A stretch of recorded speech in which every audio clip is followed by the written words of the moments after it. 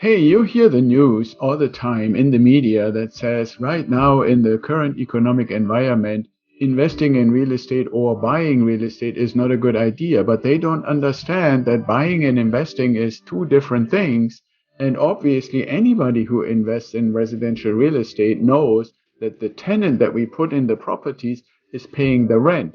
Now that leaves the question, where do I get the money? And our guest today, Zach Bean, is part of the Smart Real Estate Coach organization and community, and they do wicked smart stuff to help people without getting loans and without necessarily using other people's money or bank money or anything like that to get into real estate investing right now. So stay tuned and let's see what Zach has to share about investing in real estate without other people's money.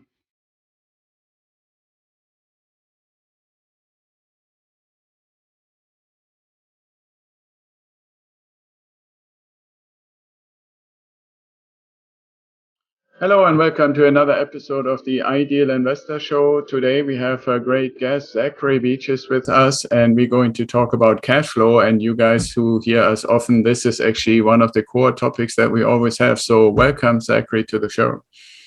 Axel, it's an absolute pleasure to be here and super grateful to spend some time with you here today, you and your audience. And my hopes is that by the end of this podcast, you'll have a different perspective on real estate through the creative financing niche. So looking to dive in and super excited to be here.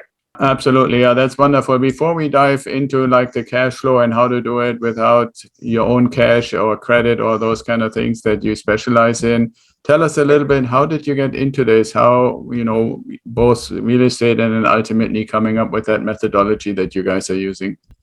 Yeah, I'm glad you asked, Axel, because I actually come from a single mother and didn't really learn much about financial intelligence growing up. I ended up going off to college and then eventually just became a bartender and personal trainer. There's nothing wrong with those professions. It's just me and my wife, we had a different plan for life. We wanted a different lifestyle there. So, I was buried bartending late at night from anywhere from 7 to 1 to 2 o'clock in the morning. And then I would sleep, I'd take a power nap, and then I would go ahead and wake up about 5, 6 a.m. and go ahead and train people at the gym first thing in the morning before people went off to work. There was a point in time where I was just burning the candle on both ends. I was turning about 24 years old, and I just knew that there was something better out there. So me and my wife ended up partnering up with her father and my father-in-law, who just reinvented his business as he got crushed in 2008. So they got involved in the creative financing niche coming out of 2008, and he was reinventing his business. So I went to him and I said, "Hey, Chris, if I don't know if I'm going to like real estate, I really don't, but I know it's going to be better than what I'm doing right now. So do you mind if I, start doing some things with you guys and see if I liked it and see where we'd go from there?" So I ended up jumping in and started communicating with sellers, and it was about, I don't know, 2 or 3 months later, I ended up burning the bridges as Cortez did, and just jumped full time in real estate. And that was when I was 24, and going on about 8 to 10 years now in real estate investing. So just haven't looked back from there. Okay, cool. Well, I was wondering if you left the mixology and then the personal training, or you dumped it both two right away. We dumped them both right away. It's just, I'm a big believer of, hey, if you're going to be focused, you're going to be focused on something. Now, there's plenty of people out there. We teach people how to really escape their jobs and become full-time real estate investors. So there's always a time where somebody is juggling both. And I was lucky enough that I was young and didn't have much overhead, so I can make a decision a heck of a lot quicker than I would be able to today. For those of the audience that listen to us like on Apple or Spotify and so forth, and you can't see Zach, he looks like he has this circadian rhythm in order now, like vibrant and well-rested and stuff like that, and fit and so forth. So I'm sure that wasn't quite the way when you were working through the night with a power nap in between. So I wonder a little bit if you could touch on this concern, because that is also both for the audience and for the clients that we have at Idea Wealth Grower, that people have this impression that they can only participate on the investing side. I'm not even talking about, can I somehow find a way to become a homeowner and live in my own property, but from the joining the ranks, so to speak, of real estate investors of any of the different kinds that are out there. There's always this different flavor, different kinds of all kinds of concerns.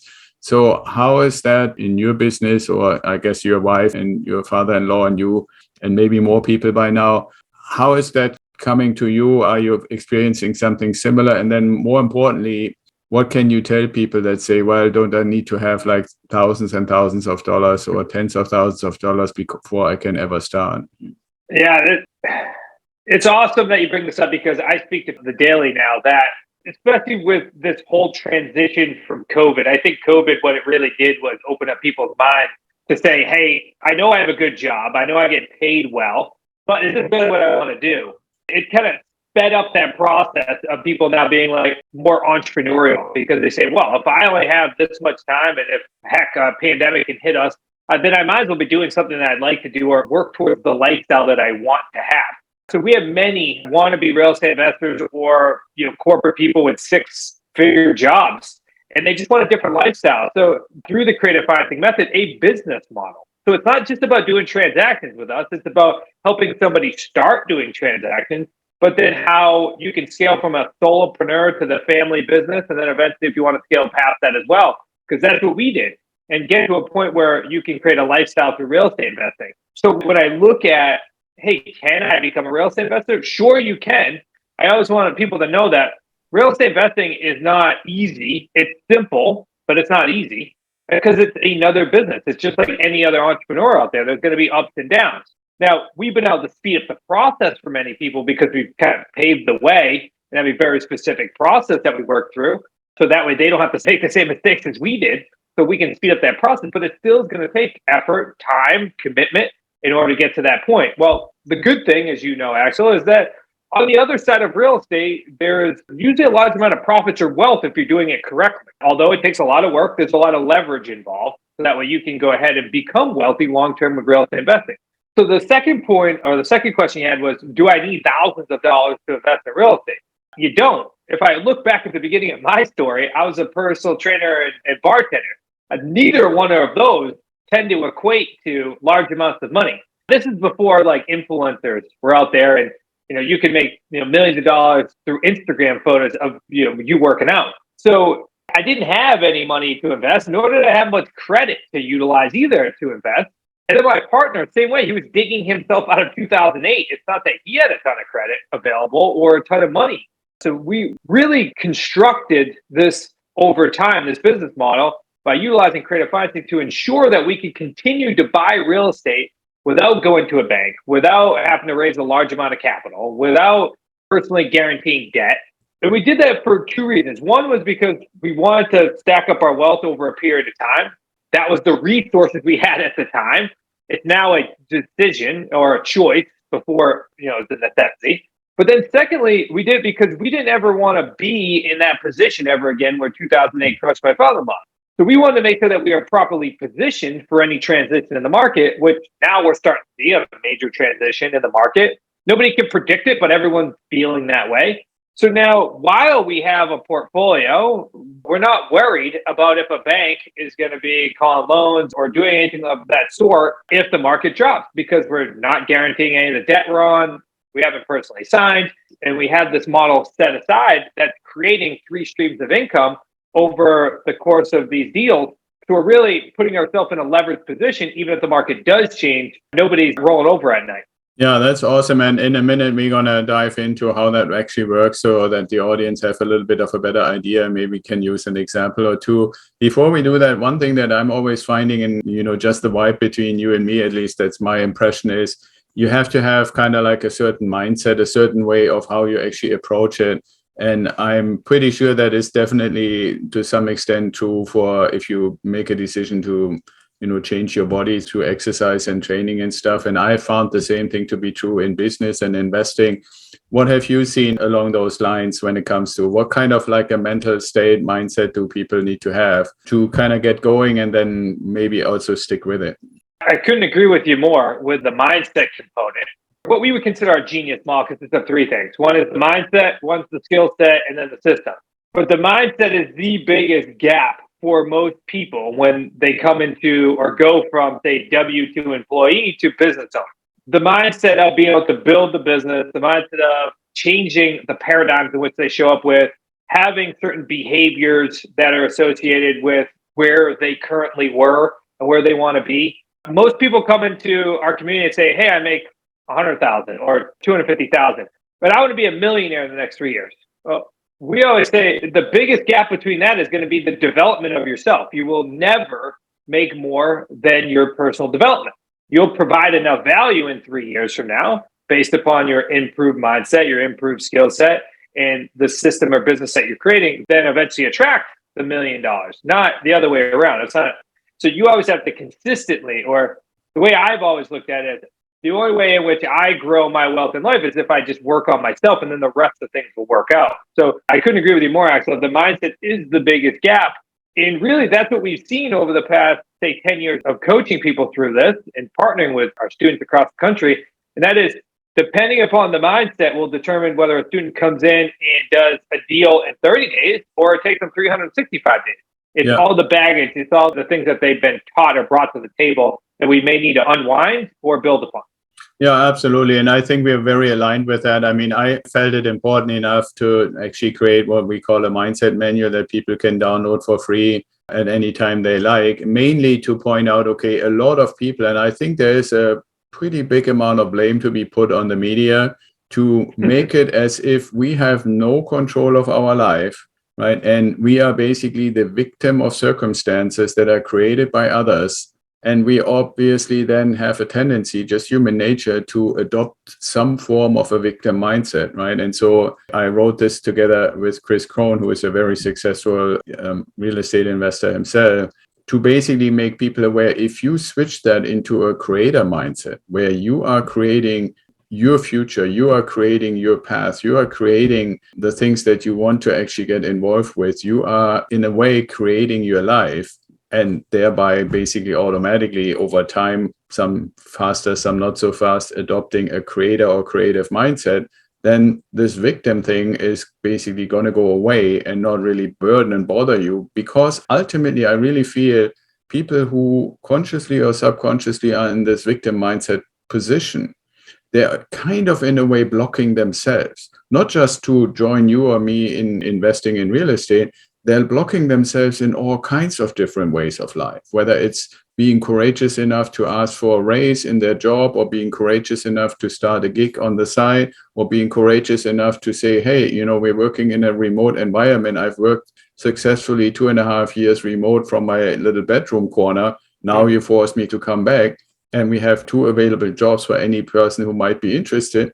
I can leave. Or if you value me, then I'm going to stay where I am and not be dragged into the office, or any of those kind of things. But you have to have confidence, which comes from being convinced that you actually be able and willing to create your own mind. So I just wanted to make that point. But transitioning to what you said, we're not really dependent on the banks. We're not really on the hook, so to speak. Can you, and I would really deliberately like to ask you, Zach, to maybe take more of a middle of the road kind of example, not like the shining superstar, Sure.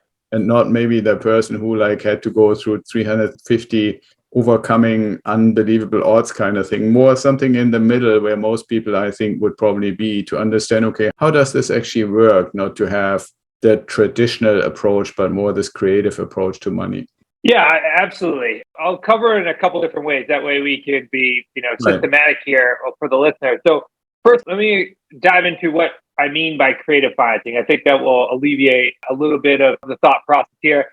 And then I'll dive into our system just from a 30-second view. And then from there, I'll talk about one of the recent successes from our students and how they've been able to progress there. So when I talk about creative financing, we talk about 3 different methods of acquiring a piece of real estate. One is a lease option or a lease purchase.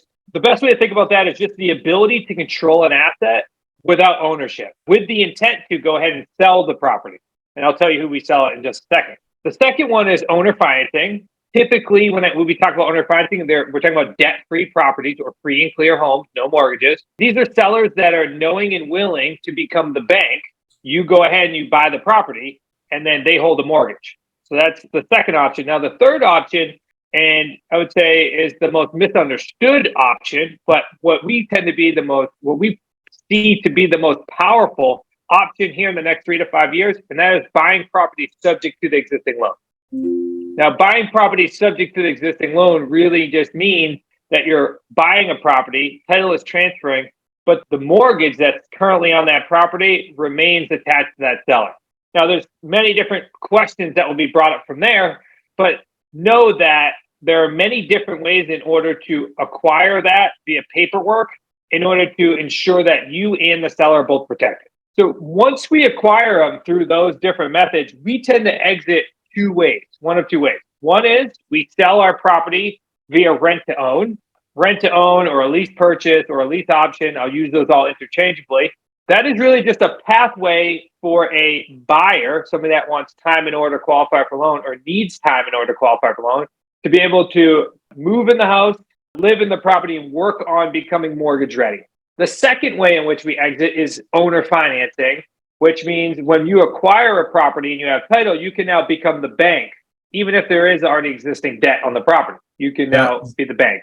Zach, very quick, sorry for interrupting, but I want to just for the audience make sure maybe to give this a little bit of an example. If you say, okay, we have a house, somebody is doing owner financing, they move in, they pay $2,000 a month, and then either the whole amount or some of that amount is basically considered like a regular payment against the value of the house. And then let's say there is a certain amount of money accumulated.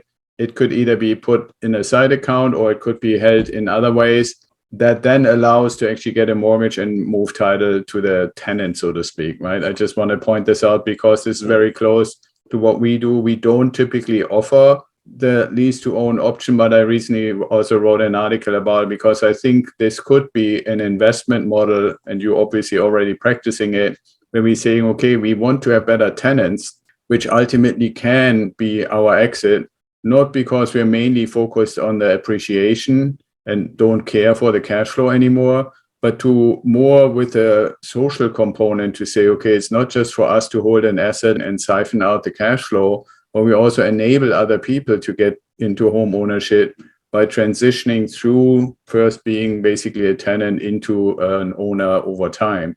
And maybe you can say how long these typically look like if you're going with 5 years or longer or 2 years or however long you. Sure. Yeah, let's continue to dive further in. So you just sparked something. I had a good conversation with a friend of mine, or an acquaintance, I should say. He acquired over 600 single family rentals over the past 20 years.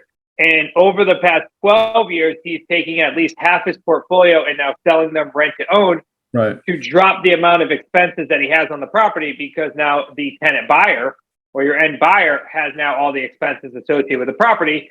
Plus, he can pull some of his equity out of the home because of the non-refundable deposit and then still is cash flowing it. So let me explain how we structure our deals, and then I'll dive into an example of an owner financing deal. That's certainly one of my favorite strategies. And I don't want to forget the other two. I just wanted to clarify a little bit how this could actually look like for somebody who says, well, I would like to own property, maybe even as a ultimately, move in kind of like the birthing without the renovation part, where you be the tenant, then you become the owner, and then maybe actually do that again and make it into, turn that originally owner finance property into your first investment property.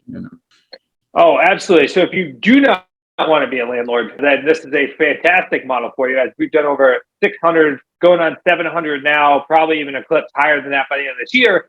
And I haven't picked up a single hammer, nor have I ever personally guaranteed debt, nor have they ever checked my credit. So it's a very leveraged position for yourself. So the way in which we structure our cash flow is we have a trademark 3 payday system. So I'll nail that and then I'll talk about an example. So the way in which our deals are structured is we get paid 3 times from each one of these deals. Now, you go ahead and you acquire a piece of property through one of those methods, either a lease purchase, owner financing, or a sub-2. And we'll keep it super simple for you. What we then do is we buy it for a certain price, we buy it for a certain monthly payment, and we buy it for a certain term. So the term is on or before a certain date, seller needs to be paid out. What we then do is we raise the price, we raise the monthly payment, and we shorten the term.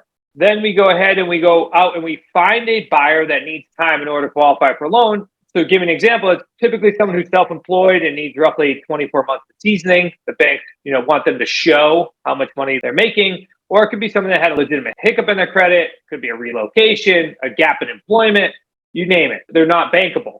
So then what we do is we go out to the market, then a tenant buyer will come in and pay us a non-refundable deposit. This non-refundable deposit is credited towards the purchase price at the time of closing. So we'll be coming off the purchase price, and we're selling it to them for an increased purchase rate, to a premium. So Go ahead and you collect the non-refundable deposit. It's typically anywhere from 3 to 10% upfront, and sometimes up to 20% over time, depending on the deal. So that's your payday one, the non-refundable deposit. To put some numbers to this, our average non-refundable deposit nationwide is roughly $25,000. Then our payday two is our cash flow. So the difference between what we're collecting from our buyer and what we're paying either the mortgage or the seller if they're financing it. In our model, none of that, in our typical model, none of that is credited towards the purchase price. That's simply rent. The non-refundable deposit is credited.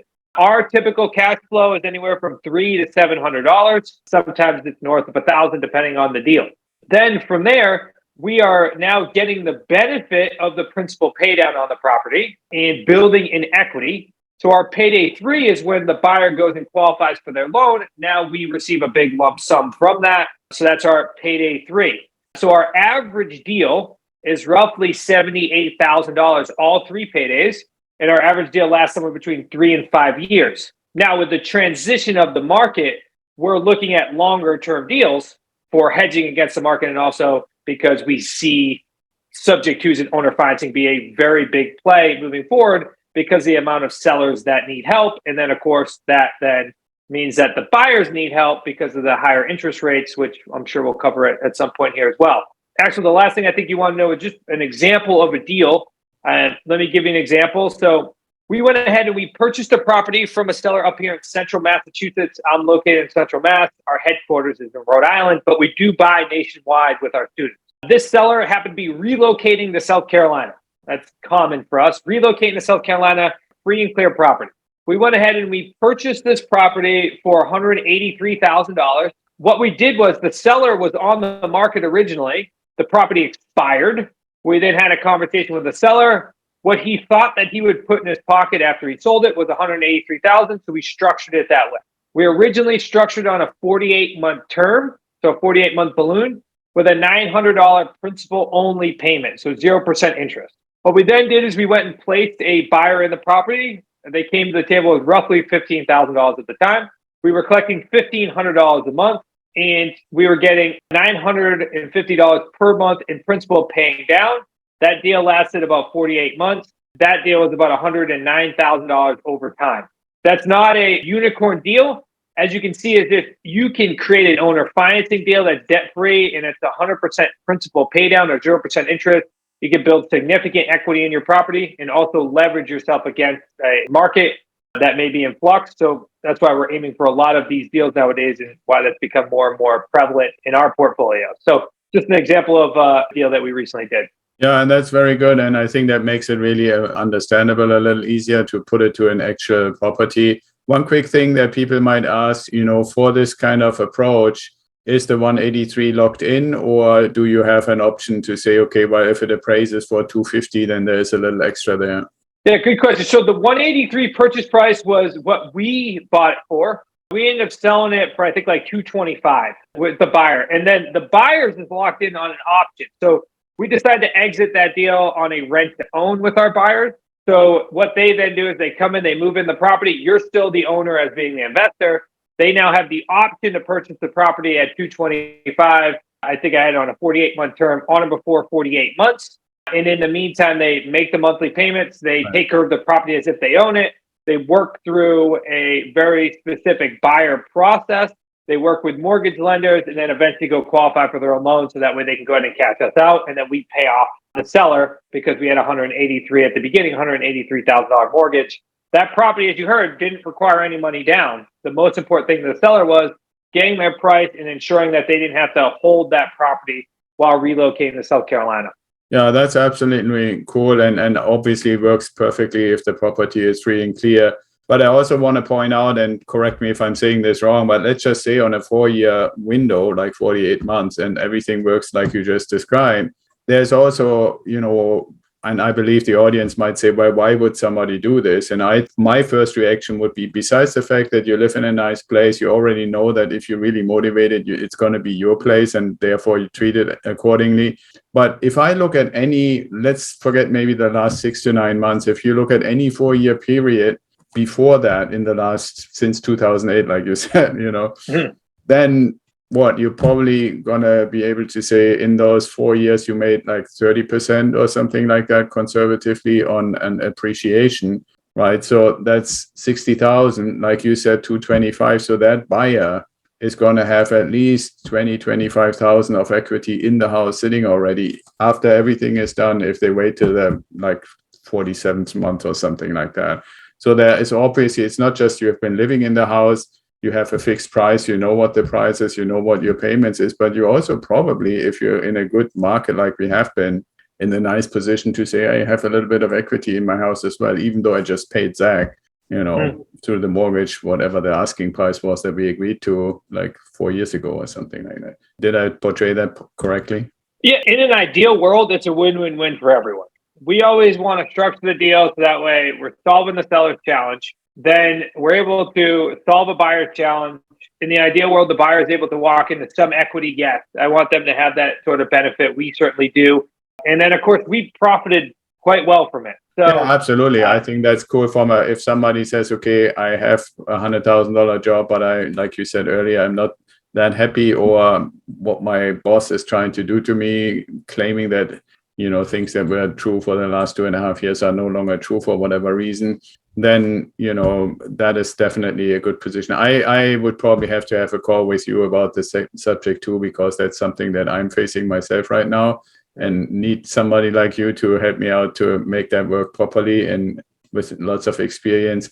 You mentioned that there is this other component of how can you actually turn it into a business and how that transition looks like. I think our audience might be interested to hear a little bit more of that. And I'm sure at the end, we will let them know how they can get in touch with you if they want to know the subject too, or the second option of how to get into it.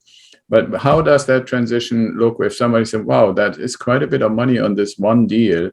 And as I asked you, this is kind of like a middle of the road deal. It's not the home run.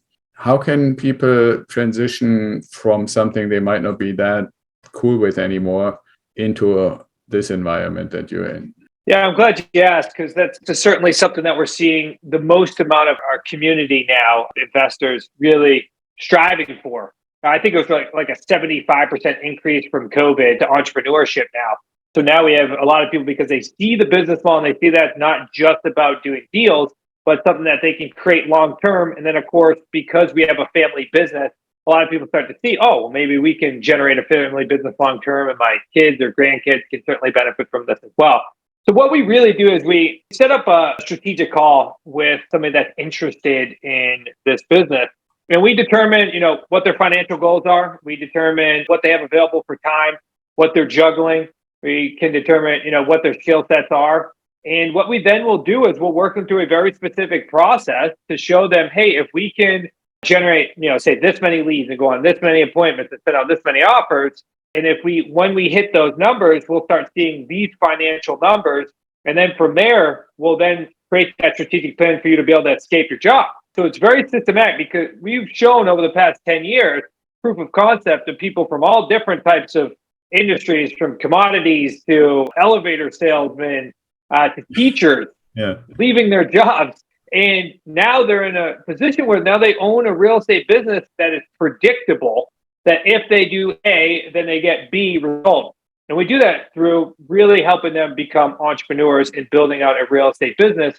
What we do is we partner with them, and we get in the trenches with them to ensure their success. So that way that student can come in and step into 50 years of experience in real estate and ensure that they can get deals done a heck of a lot more quickly than we did when we first started. And that's how we can really help them utilize this business model. And as I mentioned earlier, the three main components besides real estate are really working with them on their mindset, working with that particular student on their skill set that are needed for this business, and really ensuring that their systems are set up in order for them to scale as well.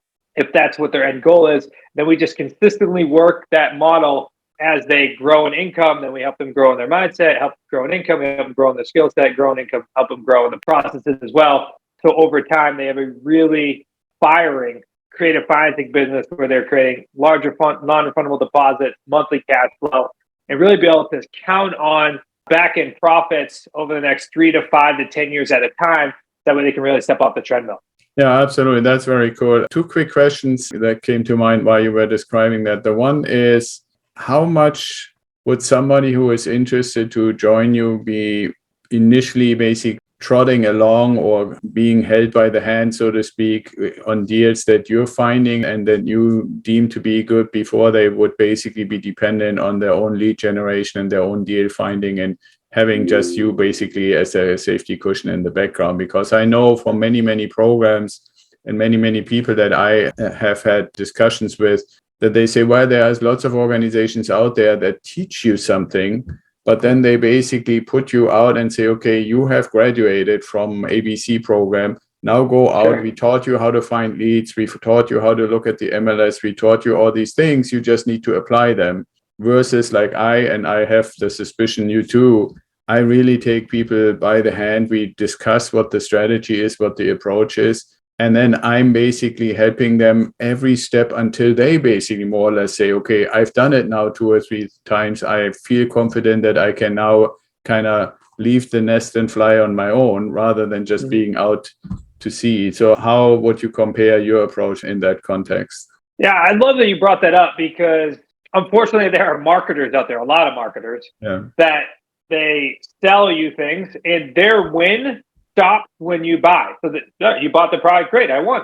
But the way in which we've structured our community and our students is that we help them do real estate transactions. So that way everybody wins when real estate transactions happen. So our work begins when they join our community.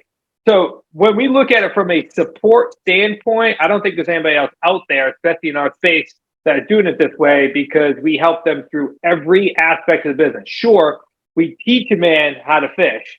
And then as they're fishing, we help them through the process until they get to a point over the next upcoming years where they have grown their business and have, feel really comfortable with it. Because as their business is growing, our business has continued to grow. So we're always 3, 5, 10 years ahead of our students, so we can show them even the next layer from there, the next layer from there. And that's why, there's some students that have been in our community now for 5 or 7 years because we're ever evolving and so aren't they. So that you still teach them the technique on how to throw the rod and what the bait should be and what kind of water they want and all that kind of stuff. It's not just here's a rod, go do it. Okay. Oh yeah, absolutely. I stay with it. You started it with the fishing, right? And I'm not even into fishing, but okay, cool. Well, so I think that's important for people. And then the other question is, if you look at many of those transitions that you have gone and helped people through, what would be realistic for somebody? I would assume that it would be a little bit reckless to say, okay, I have my 6-figure income, I hook up with Zack and quit my job, and so Zack, make it happen, but I still need to pay my bills at the end of the month, right? Sure. So yeah, that would be a bit reckless. Every single person is different because there's also a risk tolerance for each person too. When we have these conversations with people, we say, all right, well, how much money do you need to have in the bank in order for you to feel as though there's not a steamroller coming behind you and you can still focus on the business? So some people it takes 12 months, some people 24, some 36. And we really base it upon their initial overhead too. We always want to get them to a point where they're at the break even. All right, well, now that you're at break even, do you feel good enough where you want to now put your foot on the gas pedal and double down on the business? Or we're at break even now, do you need to see double the amount of break even so that way you feel really comfortable? So every single person has a different risk tolerance. So we work with them on that customized plan. But it's interesting because when we walk through any initial student, we walk them through a 3-year $1 million plan. The way in which we structured, and one of our recent students, 2 years and 9 months, broke $1 million and created 3 paydays and will be realized over the next 3 to 10 years. We did it in 2 years and 9 months. In his circumstance, it's about 14 deals in order for him to get that based on his averages. So when we look at that, we'll base it upon that 3-year plan because we never want a student to come in and not be committed for at least 3 to 5 years. That's always been our perspective because what we see is over a year or two, they're starting to learn the skill sets, get into entrepreneurial, get to a point where they're comfortable, and then get to a point where they're starting to really specialize in this and master this.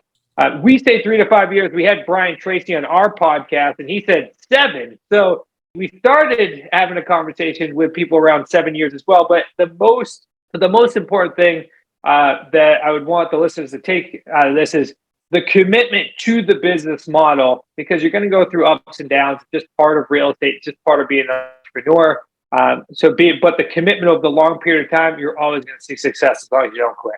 Yeah, absolutely. My number would be probably around 5 years for what you're describing. Mainly, I mean, I grew up in Germany, and the way there is much, much less of the population really going to college and doing an academically based career is what I would call it. And there's for hundreds, maybe even thousands of years, there is this transition to mastery, which starts out with an apprenticeship, which is typically defined 2.5 to 3 years. Then you have kind of like the practice in the middle for about a year. You finish your apprenticeship. Now you can actually do stuff by yourself without a teacher looking over your shoulder all the time, but the support is still there. And then when you finish that practice, then you go into mastery training or master training, which actually means you can get to a point where you can demonstrate that you know and understand all the circumstances and all the things that are involved in whatever the trade might be, to the extent that you can teach others. Right, that's kind of like the definition in the German system of you are a master of your craft when you not just demonstrate that you're good at it, but that you can actually transfer both the physical skills, basically the kinesthetic part, and the brain part and the theory to the people that are also interested in this. So that's a 5-year journey at the minimum. And so maybe Brian is right with 7 or something. But yeah, I love that timeline. It makes total sense to me. Well, because I mean, the initial to really get comfortable so you can do stuff on your own takes a while too. That's why this apprenticeship. So let's just switch real quick before we close to the market. As you mentioned that when we started, and I think we're all kind of aware of it, has changed quite dramatically from like very low interest rate environment, massive difference between supply and demand, mortgage lending standards, and the difference on where the economy is, inflation, all these variables having really money printing supposedly is coming to an end, and I don't believe it yet, but they say so. So there's all these different variables. So if you were to give a little bit of an outlook, you said in our pre-recording, you feel that there is probably one of the strongest environmental conditions right now and in the foreseeable future for what you do and what we discussed. Can you give a little bit of an explanation why you think that and how these variables actually inform that? Yeah, I love that you asked this. This is certainly something that we're seeing across the board. When there's a shift in the market or uncertainty in the market, creative financing is a go-to niche because the amount of challenges that we see from the traditional market end up expanding. So when COVID hit, we doubled, if not tripled, our business with transactions or doing our deals because all of a sudden there was this huge gap where nobody knew how to provide that solution. That's always where creative financing fits. So if we look at just the external market right now, and we'll just consider the entire, say, United States as one market, and you and I both know there's a million little markets in there. Right. Even in the state of Rhode Island, there's probably 4 or 5 markets. But if we look at that from a whole, interest rates is a major impact. Interest rates rising from in the 2s to now in the 6s on average. That means that the average buyer now that could afford, say, a $300,000 to $500,000 house is no longer available to buy that house, but they still are buyers. And now that because the demand from the buyers, meaning they can no longer afford those properties from a debt to income ratio and be able to get mortgage lending, that means that properties from sellers now sit on the market longer. And then now the expectation of the seller who just came out of the COVID market still has a misaligned expectation, which means that the property will sit on the market longer and then will more likely expire. Now, expired listings is a fantastic resource for our investors and where we buy a lot of our properties for 2 reasons. One, they have been on the market, so they show they want to sell and they're motivated. Or 2, they were on the traditional market and that option was not solved. So now they're looking for alternative options. So just interest rates alone and then the property staying on the markets longer, it reminds me of like in 2014, and I even had a note from my father-in-law, Chris, who said this reminds him of the 1980s where interest rates were so high, almost getting close to 10%. We don't know if that's going to hit that. But now, back in the 1980s, owner financing and subject to deals and lease options were very popular because interest rates were so high, which made it affordability a very big challenge for your average buyer. And we're starting to see that now as well, meaning affordability challenge is really what's coming down the pipeline. So because of those things that are coming, so you got an increased elevated market price of the house and elevated interest rates. Affordability for your average buyer is going to be very hard, so they're going to be looking for alternative options. Yeah, I totally agree with that aspect from the buyer's perspective. I think if I give my 2 cents on the market situation, on the seller side, I think the creative part that we have discussed in our conversation today is more, okay, well, do I just try to tap into existing equity that has grown, or what am I really going to do, right? I see more and more cases myself where people say, okay, I want to make a change in my life. I'm talking about the seller side, right? Like I want to be off-grid. I want to be in a tiny home. I want to be in better weather. I want to live in a much less pricey environment because I can work from home. I have basically demonstrated remote work for the last 2.5, almost 3 years now, all that kind of stuff. But when I'm just purely looking at, okay, I would just do the traditional sell my place now and find another one, then I get basically, yes, my smaller place, maybe in a more nicer location, but I'm basically only paying the bank because all the costs have increased so much that, you know, my monthly cost is basically the same for less. And finding creative ways where you can make this more like a cash flow stream on both sides, so to speak, that partially, at least what we talked about today, would be an opportunity that way, and provide, and that's always important to me, both sides, right? Like the buyer side, the opportunity to ultimately have the freedom to live a different quality of life, and the seller to have more freedom to do with the equity or whatever has accumulated money in the property, not necessarily just, okay, you either live here or you live there. Right, those kind of things have become much more desirable, and I think your solution and your creativity in that helps people who have these desires. Which, I mean, you know, there are articles and books being written about the new quitting generation, and which is not an age-related thing; it's a mindset thing to say, okay, if you don't like it, just quit. And then millions of people have obviously done that. I'm still actually, by the way, you know, I like macroeconomics. I'm blown away by the fact that there are anywhere, depending on estimates and study, 4 to 6 million people who just buy them in the United States who said, I don't want to do this anymore. I don't want to be part of this traditional rat race. Some of them may have joined you as kind of the business they want to do, but all kinds of others, gigs and influencing and what have you. I mean, yes, there have been these transitions, but that's a lot of people, right, that can't even be considered available to the workforce anymore. Because I can say for myself, I wonder if I ask you literally on the spot, Zach, how about going back to personal trainer and mixology? What's the likelihood that you would do that?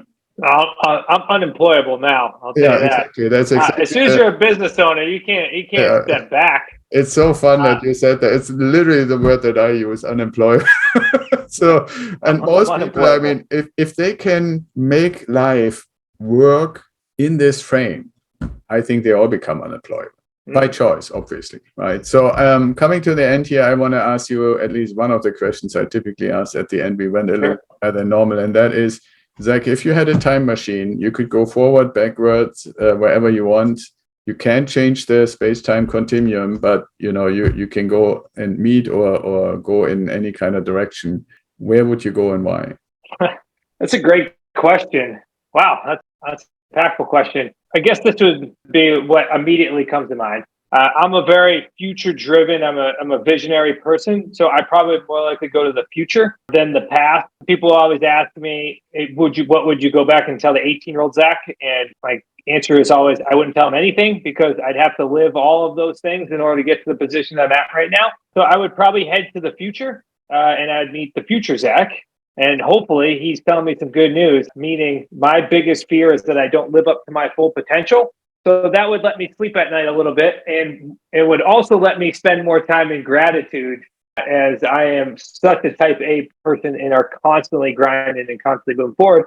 Not because I necessarily have to, but that's just how I'm wired. So I'd go to the future and certainly ask Zach what's happening so that way I can sleep better at night. Yeah, that's super cool. I mean, I wish I could convince you to change from calling that grinding to calling that living your passion. Because all the people I know that that live their passion in the eyes of external observers look like they never stop, but they don't ever stop because there's an endless amount of energy that keeps them going, obviously. So, I mean, any kind of idea how far you would go forward? You bring up a good point, though. I think it's just been ingrained in me from, how we communicate, especially being from Massachusetts, the word grinding. In all honesty, you're right. I don't want to stop, because if I wanted to stop, I would.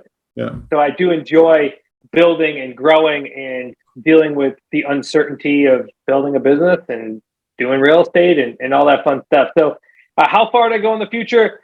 I think, let's say 50 years old. That's what comes to mind now. That's the big aspirations by the time I'm 50. So I'd be curious if I hit it. 20, 25 years, something like that. So yeah, 32. So 18 years. Oh, okay. Yeah. Well, when you come back, you have to tell me if they actually made it to Mars or not, because I'm really curious. Oh yeah, and there's probably aliens and things like that we just don't know about. So yeah, I'd be curious about that as well.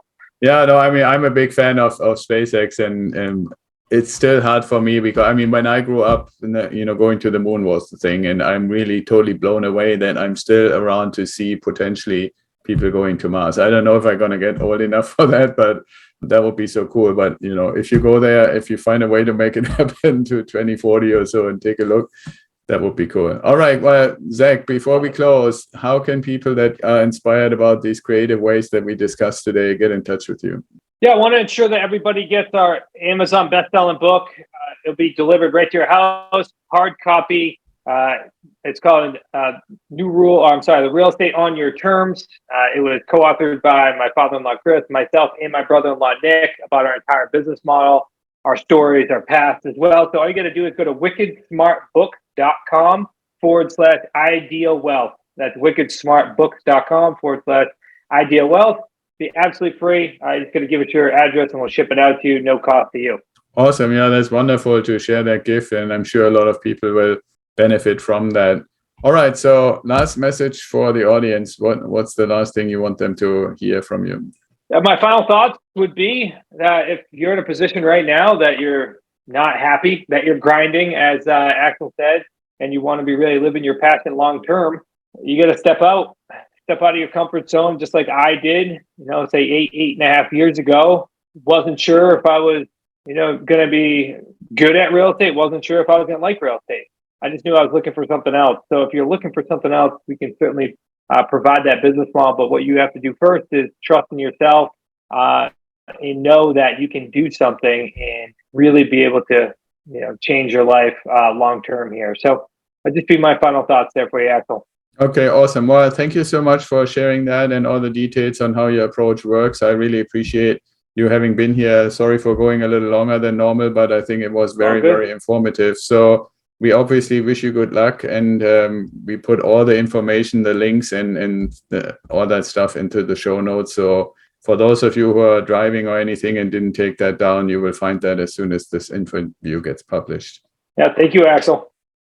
Thanks for listening, and I hope you enjoyed today's episode of the Ideal Investor Show. More info and the links we mentioned during the show are in the show notes, or you can go to our website at idealwealthgrower.com and sign up for the Apple Podcast link. And if you like to talk to me, sign up for a strategy call. Hopefully you want to share what you learned with your network and bring more people in. We are really eager to hear your comments. And until next time, be well, stay safe, and ciao.